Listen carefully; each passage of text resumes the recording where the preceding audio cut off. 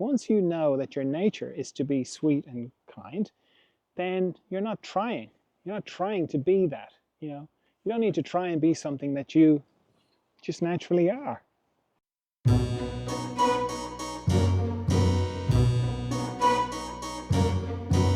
Hello, friends. John Dalton here for the Emergence Podcast, where we go into love, consciousness, and the mystery. And in this episode, we're going into speaking up for yourself, hurt feelings, suffering for others, and cultivating the good. Now, in response to the question I ask on Instagram, what's the biggest challenge you're facing in your spiritual life? This person said, negotiating the line between speaking up for myself and just giving an egoic opinion. So, what's the difference? I don't mean that in a funny and like in a facetious way, but it's like when you talk about speaking up for yourself, who is this self that you're speaking up for?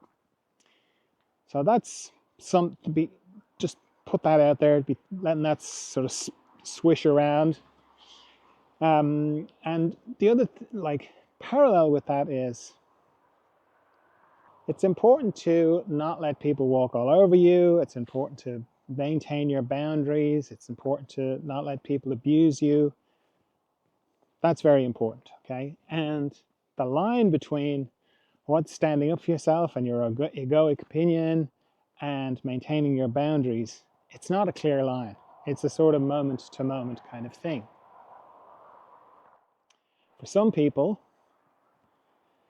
saying it's not okay to speak to me like that is really important. For other people, not saying anything is just as important. So it sort of depends on the person, right? But just I have to say that, to take care of your boundaries, to not let people abuse you, that's very important. Now, this thing of standing up for yourself and giving in an egoic opinion. Well, how I know the difference is I feel kind of not great. If I deliver my egoic opinion, as this person says, I kind of know. It's a kind of a feeling of like eating too much sweet food. It's like great when it's happening. You're like, yeah, and then this other thing, and how dare you, and whatever. But then afterwards, I feel kind of pukey. It doesn't feel good. I feel like something I've given to the wrong thing. That's what it feels like. And it's kind of obvious, to me anyway. You kind of know. It's like that thing of like winning the argument by lacerating somebody. I'm not saying that's what delivering an egoic opinion would do, but you sort of, great, I won. I showed them. But it's somebody that you love or you care about, and you've hurt them. You have. And you had to win. So you won the argument, but you don't feel good. You don't feel good at all. What is more insidious is the speaking up for yourself. That's the thing that I would look at closely. Now, as I say, not that you're not taking care of your boundaries. That's important. That's a different thing, because there's no heat in that. You can be shaky, but there's no heat in it. Well, I would be going, like I said, who is this self that I'm speaking up for? And does it matter? And what's the point of my communication here? Someone has said something I don't agree with.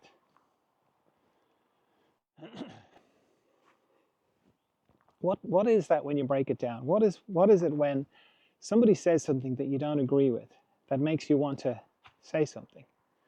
In my experience, you could say that the person is saying, this is the way it is in my reality.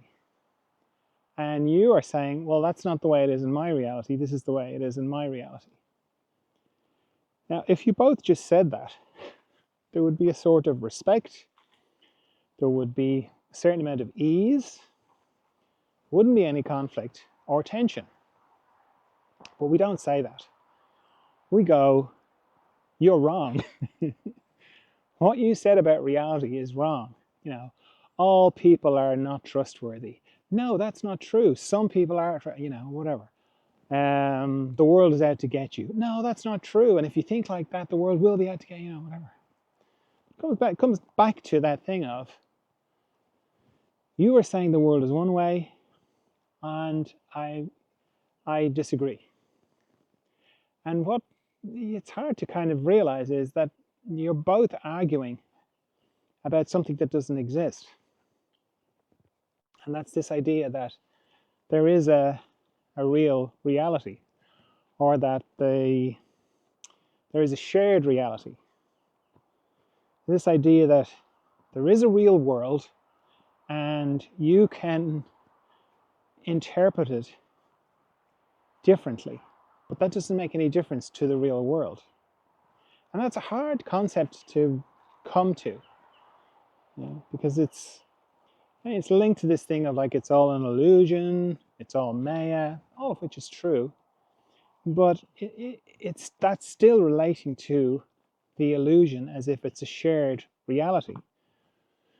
So it's the difference between everyone going to the same movie and arguing about what happened in the movie, or what color this dress was, or what make that car was, or that, and a lot of people wearing individual headsets, all watching a very tailored, specific to them version. But they're able to communicate with each other on headsets. But what each one is, what the little movie that they're watching, or the little experience they're having, is just completely individual to them.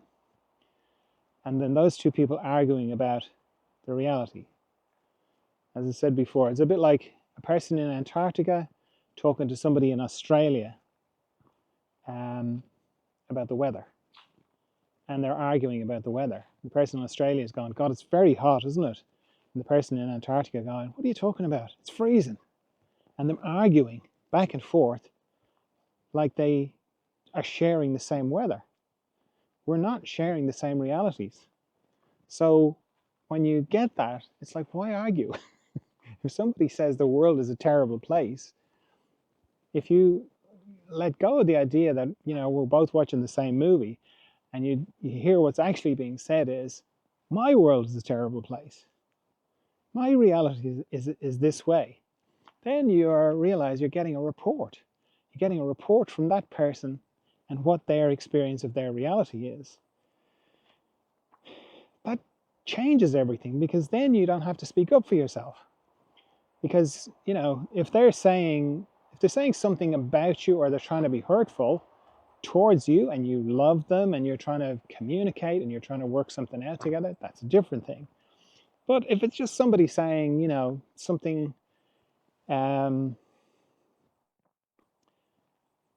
about life, if they're saying something that's like racist or homophobic, or just being cruel to another group of people, and if you feel moved to, you can say, well, that's not my experience. I haven't found that to be the case. But thankfully, we live in an age where people are not out and out. Some people are, but not most people are not out and out racist or homophobic or whatever. They'll let it out sideways a little bit, maybe. In which case, if you feel moved to, you can respond to that. But if you kind of know that you're just reporting from your world, your reality, then there's no heat. You're not fighting about anything. You're not like, how dare you say that about tulips or whatever, it is that you feel to say it, It's also a very good spiritual exercise to be silent, you know, to contain it, to see, you know, the part of you that really wants to have something to say about you, this idea of you, the idea of you which disappears every night and you don't care. So what, how real is it anyway, if it can just disappear every night and doesn't bother you? So yeah, there's a lot in that. There's a lot of, you know, potential to see things about yourself. But fundamentally, it's this idea of a person, that you are a person, that you are who you think you are. And we're not. We're not who we think we are. You know, because it disappears every night, and yet we return and we're refreshed. And we're constant through that. So it's you can use it. You can use when you are charged up and like, how very dare that person say that? Now let me just protect my borders here, which is different to boundaries. Borders are like, these are the borders of my personality, my precious personality, and how dare they besmirch it? How dare they not understand me? Let me just run after them and explain to them. We all want to do it. But, you know, if you're listening to me, I'm guessing you're interested in consciousness. So there's great, you know, food for, or resources there for discovering more and more about yourself when this kind of thing happens. Now, this is, it's not in response to my question. This was a comment that was left on one of the YouTube videos. And I responded, but I thought it was it highlights a few different things. The person says, I tried all my life to be kind and sweet to everybody, but my heart hurts from everyone taking me for granted. So there's two things going on here. One is trying to be sweet and good. I don't try and be sweet and good at all, because I know I am naturally sweet and good. It'd be like me trying to be a man. I don't have to try. It's just I wake up in the morning and this is the body I find myself in. It's the same. Like, once you know that your nature is to be sweet and kind, then you're not trying. You're not trying to be that, you know. You don't need to try and be something that you just naturally are. You don't need, there's no effort required. But if you feel like, God, I have to try, that's usually because there's something covering your nature. Old beliefs, feelings of lack, you know, I have to protect myself, or there's, you know, loads of things that can cover it over. But if you are trying to generate this kindness and sweetness as if it's not natural to you, it's like hard work. And it's inherently going to make you resent people. Because when you're engendering it or trying to make yourself be it, it's like, well, here, I'm trying very hard to be nice and you're not. How dare you? So that's one thing. Don't try and be sweet and kind. Realize that you are. It's your nature. It's your nature to be like that. Then the other thing is about getting hurt feelings when you're being taken for granted. That's the flip side of it. Because we get hurt feelings because we have expectations. And expectations are a bit like moss, you know? They just slowly grow. You don't notice them growing, but then suddenly you're covered in moss. And how you know you've got expectations is you've got hurt feelings. Because here I am being all sweet and kind, and no one's noticing. Well, no one's noticing how sweet and kind I am. No one's noticing how generous I am. No one's noticing how loving I am. You know? If you were really loving, it wouldn't matter. You wouldn't care. Because you'd be like a bird, you'd be just singing because you were singing. You were just being loving because you know it's your nature. You don't want anything from anybody, you don't want anything back. You're just doing it because it's your nature to do it. And how you know that some little expectation is crept in is when you get hurt about something. And you're like, but I'm love you. You're supposed to love me back. I'm nice to you. You're supposed to be nice to me too. So it's kind of like what I was saying to the other person. It's an opportunity. It's an opportunity to go, oh, okay, I've got some expectations there. I can let them go. Because the people who I'm upset at, they're oblivious. What am I going to do? Run after them going, take me, what's the opposite to being taken for granted? Stop taking me for granted. Grant me. Oh, I don't know. It's a funny expression. Validate me. Value me. People are going to value you or they're not. Like, it really doesn't have much to do with you. And you can't make them value you if they don't. You can make them, you can manipulate them into behaving in a certain way. But, that requires a huge amount of energy. It's not really that loving, is it? Like, if you love somebody but they don't love you back in the same way, and most people don't, they love you back in their own way. So you're always going to get these, like, sparky, bouncing, electric shocks of being hurt feelings. You can't make them love you back the way you want them to. So much better to kind of discover inside yourself what all these little expectations are and the different ways that you think you should be loved, and let them go, because they're not real. Because love doesn't want anything. You just have to look at a baby. So always go back to babies because it's very pure and simple and uncomplicated. If you come across a baby, particularly if it's your own baby, you don't want anything from them. This love just pours out of you towards them. And it's beautiful. And they're beautiful. And it's the most natural thing. And if you think about what you feel about your partner or somebody that you love and maybe doesn't love you back the way you want, it'd be like looking at a baby and saying, you're supposed to love me. I'm not going to love, this isn't a one-way street here. It's not just all coming from me. You're supposed to love me back. You're supposed to be nice to me. I'm cooing at you. You could coo back at me a little bit. I got the clothes that you're wearing. So, maybe smile a bit, maybe laugh a bit, please. Fulfill your end of the bargain. I mean, when you put it like that, it's ridiculous. Who would say that to a child, to a baby? But that's what we say to adults.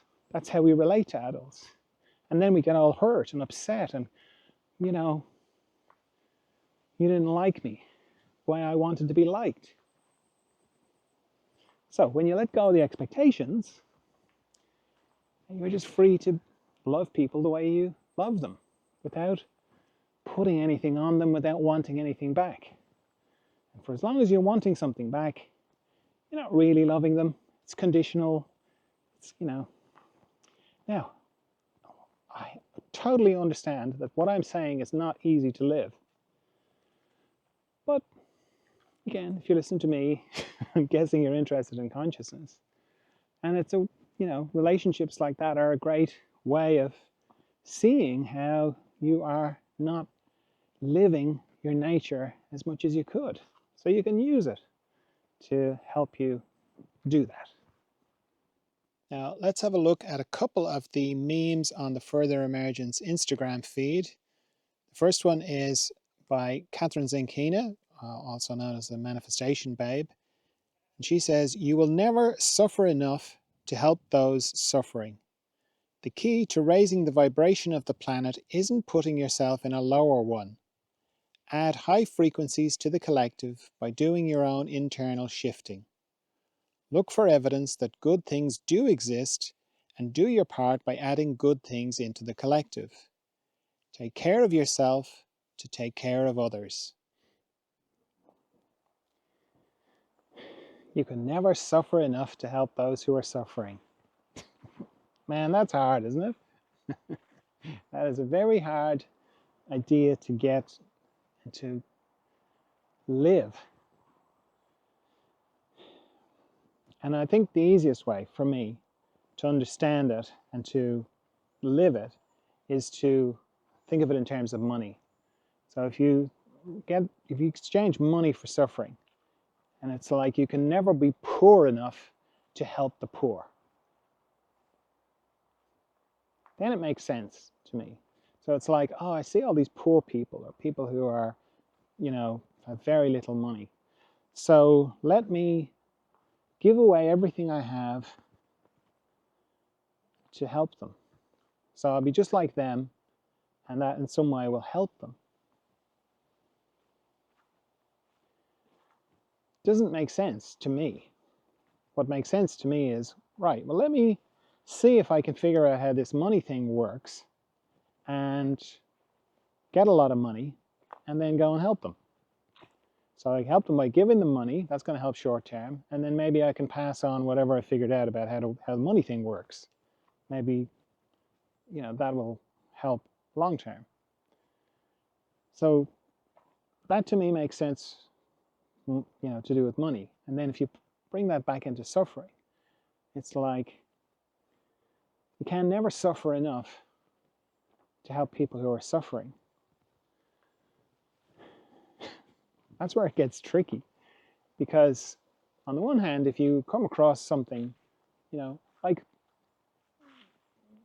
there's different degrees of it, really, isn't there?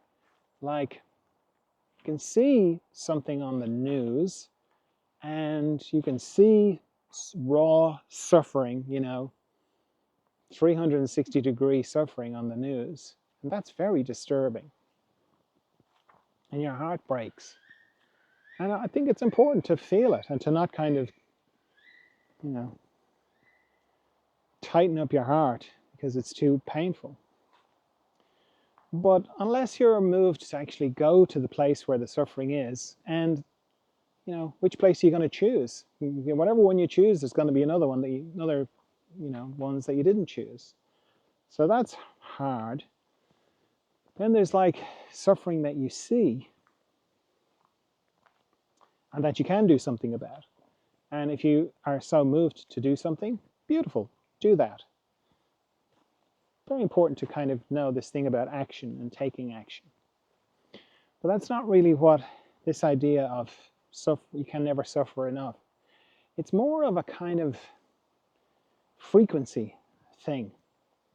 Because what often happens is we see something on the news and we're heartbroken. How can this be happening? How can this be happening in the world? And I feel powerless to do anything about it. So the only thing I can do to help those people, is to be really sad for them and to be really upset all the time. And maybe I'll post some things on social media about how upset I am. Maybe I'll comment. Maybe I'll make videos saying, wake up, trying to get people to wake up. And if I'm, my interaction, when people say, hi, how are you? I'll go, oh yeah, I'm okay, but God, isn't it terrible what's happening in whatever the current place is? And that feels like I'm doing something. And I know some people are very performative about that. I'm not talking about that. I'm just talking about you and me here. Ordinary, just, what to do in the face of this stuff. And that feels like I'm doing something. In some way, I'm expressing solidarity. But there isn't any solidarity in suffering. You suffering is like bringing your frequency down in some kind of idea that's going to help those people. It's not going to help them. It's going to bring the general vibration down. The hard thing is to let your heart break, to acknowledge it, to feel the pain, and then to look around with your life. So I'm walking in a lovely forest, and there's nobody around, and it's beautiful. It's just green, lush. It's just fantastic. Now, if I was on my phone looking at some atrocity and just feeling like, oh, I feel so bad. I feel so terrible for those people. I do. My heart would break. But then to not let it go, to kind of hang on to it and keep it with me in the forest. Because it's like, if I don't feel terrible for those people, it means that I don't care. But I do care. But for me, it's like, feel it, acknowledge it. Am I moved to do anything about it? Nope. Or yes, whichever. And then going, okay, so what's actually happening right now? Right now, I am walking in a beautiful forest, and it is beautiful. I love this forest. I'm so happy here. But what about the people who are suffering? Well, they're not in my reality. Okay, I know about it, I've heard about it, I felt it, but I must come back to what's happening right now. What's my experience? And my experience is great beauty, sweetness. I'm healthy. I've got a lovely body, meaning it works and it's beautiful. I don't have any pain. It's great. I get to, really take in all this amazing different aspects of this fantastic reality that I wake up into every morning. And I'm happy. I'm at peace. Now, the more I focus on that, the more my frequency goes up. And I don't know whether it's true or not, can't measure it, but that brings the overall field of frequency that we all share, it brings it up a little bit. I think that's true. We can't measure it, we can't prove it, but it feels true. And compared to the analogy of money, it's like I become wealthy. And with my wealthiness, I can help in some way. That wealth goes in. I'm a happy person who's wealthy, so I do happy things with my money. I'm not an unhappy person. Because one of the things about money is it amplifies whatever's going on for you. So if you're miserable, you'll be super miserable if you've got a lot of money. And if you're happy, you'll be happier. And you'll spread happy money around. That's not a Ken Honda shout out. But it is true. So to do that, we have to get over the thing of, well, what'll other people think? You have to let that go. What will other people think if I'm not upset about the latest atrocity? Will they think I don't care? That's a difficult thing to face, to look right into it and go, does it matter that much? Are people watching that much? Probably not.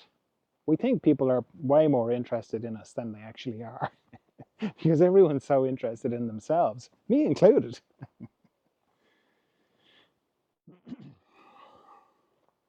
So if you notice that you're hanging on to a little bit of suffering, on the one hand because you think it's helping, so you go, okay, it's not helping, I get that, let that go.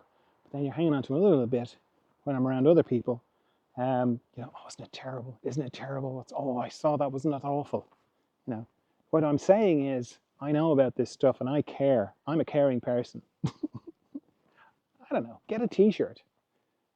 Just get a t-shirt with "I'm a caring person" written on it. It's better for the frequency, your overall frequency, your overall happiness, and just better for us all in general if you're not like being suffering. I don't want anyone to be suffering because they think I would think they don't care.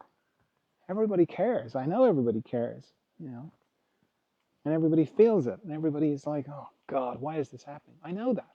So don't do it on my benefit. I'm definitely giving you a pass on that one. And you know what? Most people probably are as well. Most people don't really, And that's not to say if you are moved to go and protest or take action, great, go and do that. Absolutely go and do that. But just don't do it happily. Do it with joy. Suffering is not going to help anybody. Your suffering is not going to help anybody. And the other one is very simple. It just says, water what waters you. Water what waters you. So simple, so brilliant, and so helpful, and so hard to do. We just seem predisposed to water the thing that doesn't water us. And it's not like, knowing that is helpful, because then at least you start from that position of going, it's not, I don't naturally water what waters me. I naturally do the opposite. Then you can begin the process of identifying, well, what actually waters me here? Which sounds simple. But once you get into it, you begin to hit into some hard truths. Relationships, family members, occupation. You begin to go, this does not water me. Whenever I'm around this person, I come away feeling not watered. I feel a bit withered. I feel a bit drained.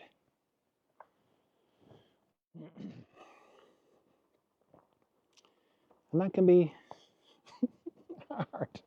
hard when you realize it, because then it's not so much that you withdraw. Like, say if it's a family member or something like that, you can't just like withdraw from them. You might have to. No, that's not ruled out, but probably, in the less dramatic version of it, it shifts something inside you when you kind of go, yeah, this person does not water me, or I don't feel watered after being around this person. Then you stop kind of automatically doing things and trying to be a certain way and trying to be, a good brother or a good sister or a good father or a good daughter or a good son or whatever. You stop trying to do that because you've been told to do that. Because the sort of people who are no fun to be around or who are not very watering to be around, they will sort of tell you, you should respect me, you should do this to me, you should give me this, and you should, you have a lot of expectations on you of how you should behave towards them. Demands, really. And those demands will usually be put in childhood. And they can be hard to kind of go against, because we're kind of hardwired. I was saying to somebody the other day, family are comprised of the few people who know where all the nuclear codes are. They thought it was very funny. This idea of like, they know where all the buttons are and they know how to press them. I mean, there's great beauty and great love can be in families as well. This is not just about families, the people as well. This idea of, are these people watering me or not? And if they're not, it's not to kind of go, that's it, I don't want to be a friend anymore. I don't mean that. But it's more to kind of go, oh, okay, it just makes a subtle shift inside where you kind of go, I am going to focus more on things that water me. So it's not a case of, I've got to clear the decks of all the things that don't water me so I can bring in the things that do water me. It's just a shift in focus. It's just a reorientation. I love watching Game of Thrones, for example, but I always feel a bit horrible after it. And I kind of imagine if I was actually there and seeing people cutting each other up with swords or burning each other alive with dragons, I think I would be traumatized by that. So what is really how am I really being entertained? Something is being entertained, some part of me. But after I ingest this thing, because we kind of think that what we watch on the telly is, just what do we think happens? That it doesn't have any effect on us? Of course it does. We consume it just like we consume food. And some things can be very exciting, but ultimately they can leave us feeling a bit horrible and a bit like, oh, people are a bit cruel. And it sort of puts a filter over our the way we look at the world. So it's like, is that watering me, really? And then you think about, maybe you watch another kind of show. It's a bit boring, it's a bit tame, but you check in afterwards and you're like, I do feel a bit watered by that. I feel a bit inspired. That was a lovely story. It was, it was very hard, and the person had a lot of things to come through, and then they got through and they made this great realization, and yeah, I'm inspired by that. So that's watering me. So it's like, oh no, does that mean I can't watch Game of Thrones anymore? The great thing about it is you can do whatever you want, but it's this thing of like, the more you focus on things that water you, like a lovely little plant, we grow. We grow a bit quicker, We're not out in the harsh sunlight with no water. We're being taken care of. We're in a nice spot that we like. We're getting watered. So there's that. Then there's the things that we don't do, but that do water us. Let's say you work in an office and you really like painting pictures. But it's, I get home from the office, by the time I have my dinner, and I don't have any energy for that. I get that. I've been there. We've all been there. But if you begin to look for things that water you, you can find ways of bringing those things a little bit closer. Maybe you like running. Maybe that'll you feel watered when you do that. Maybe you like to cook, and maybe you can figure out how to bring that a bit closer to you. Maybe you like singing. Maybe you like playing an instrument. Maybe you like to find a way to do more of the thing you like and less of the thing that you don't feel watered by. Maybe your office job doesn't water you. Maybe it does. Maybe you love it. When you start to think about things in that kind of way, using that kind of filter, then the things that don't water you, they begin to get less and fall away.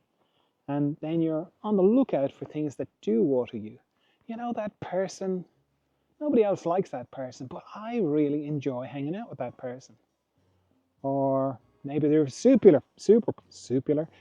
popular. And you feel a bit, they wouldn't want to be my friend. I wouldn't care about that. If I felt like they watered me, I'd try and be around them at least, if it helped me.